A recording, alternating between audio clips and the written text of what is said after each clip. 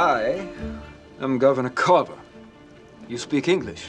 English, yes. Jon Carver, he was the first governor of Plymouth Colony. The Pilgrims were English separatists. They thought that the Church of England was unreformable and they needed to strike out on their own. Under King James, they saw some persecution and had to actually go to Holland for a couple of years. But I don't think they didn't quite find themselves in Holland. They didn't really like it there. They were looking for a piece of ground that they could call their own and make their own and still be English citizens. So they signed up to go to America, which at the time had one colony already on it, Jamestown. What's really interesting about Jon Carver is that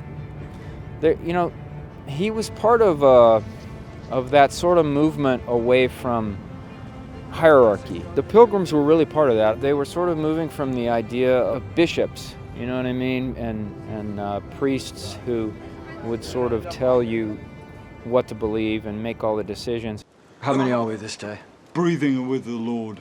We are all with the Lord here, Billington. They were men of conscience, and they really believed that God would communicate right and wrong sort of directly to you, so you would, if you listened inward, you would know what that was. Welcome you, King Massasoit.